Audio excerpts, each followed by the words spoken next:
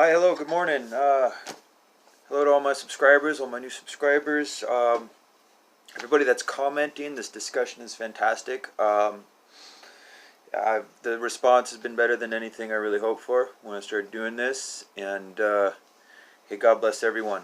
So, I've been doing my best to respond to comments, and because I appreciate it, and reading them definitely helps me figure out what we're all talking about, what's on your minds, and it gives me ideas of things to look into and things to explore. And I really, really appreciate the participation. And like I've said in other videos, as soon as I get my laptop back, this should go a little bit smoother. I'm old school. I was raised in rural Alaska. That's another story. I'll make a video eventually about myself.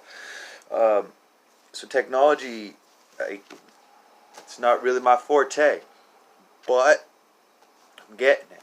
My laptop's going to make this a lot easier. So moving ahead, I just want to do a real quick kind of update.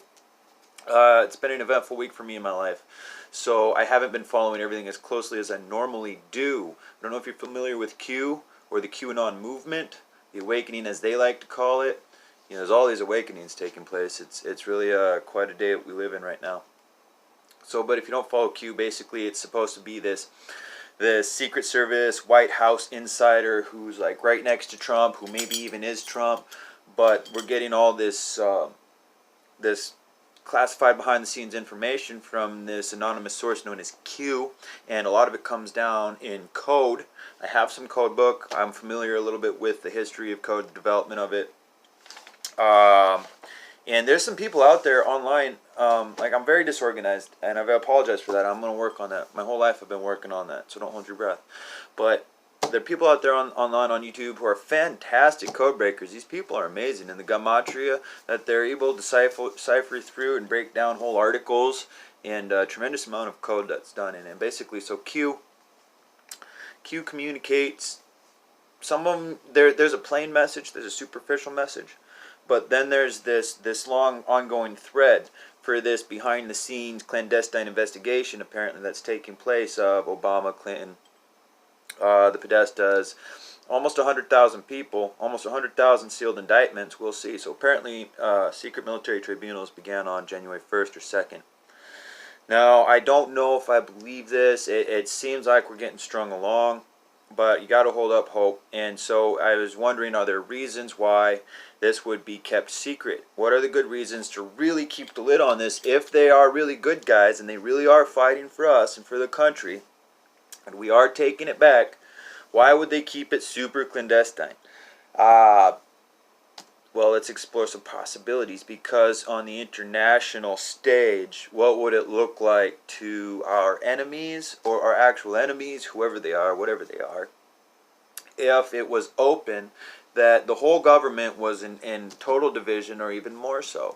What would it look like if former heads of state, current heads of state, and their subordinates, and a variety of affiliates around the country were under indictment for treason? That would look like a tremendous weakness and an opportunity to strike. It may also have a devastating effect on an already turbulent economy.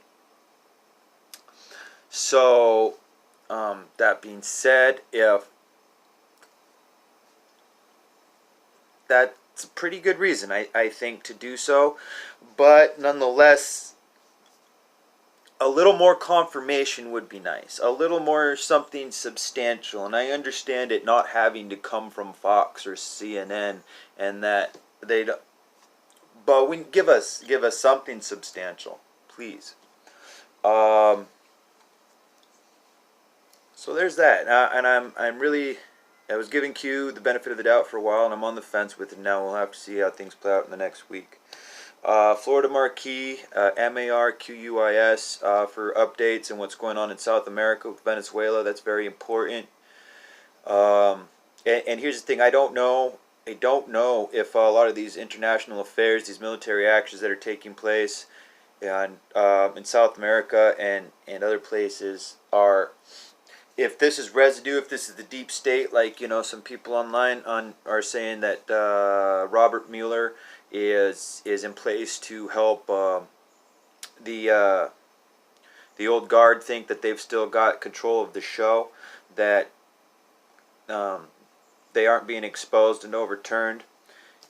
But the thing is, and so if the military actions, the unlawful military actions that have not been passed by Congress are taking place in South America, that may be a residue from the momentum of the corruption that's been in place for 40 years, 50 years, and more. So Trump still has, there are still some cards in the deck to play to the hand of giving them the benefit of the doubt. But I think they're almost out of cards. In my book, in my opinion, from how I see things and how things are unfolding from my perspective, I give the Q movement a little bit more time. Moving on to economy real quick. It's doing this up and down, this weird death throes sort of thing. It's trying to hold on as it's dying. Silver's on its way up. Silver's on its way up. I've been buying silver for over a year now. It was about $17 an ounce, a little over $17 an ounce when I started buying, and it kept going down. And now it's on its way back up. And silver's going to outperform gold. It's easier to get your hands on. I recommend goldenstatemint.com or apmex.com, APMEX. I also buy through JM Bullion, JMBULLION, and I'm not endorsing or promoting these companies in any way, except that that's where I buy my silver.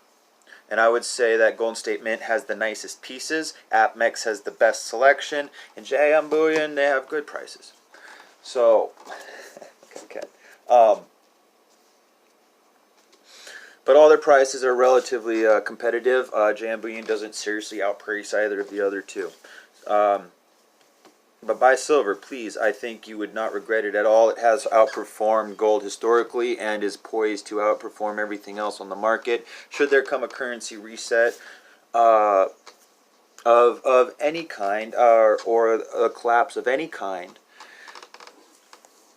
silver's at the tip of the pyramid, man. And right now the pyramid's upside down, or the pyramid, it's all getting flipped upside down. Silver is the most undervalued thing on the market. Right now, my cat is causing problems. Say hi, Tuna. Look how grumpy she is. Look how grumpy she is. Because you guys are getting my attention and she's not. So, buy silver while you can. And it's going to just be a great idea. And look into it. I've looked into it. I've looked into the history of prices. I've looked into it. And right now, the gold to silver ratio is like almost 80 to 1, which is ridiculous. 80 ounces of silver to buy 1 ounce of gold.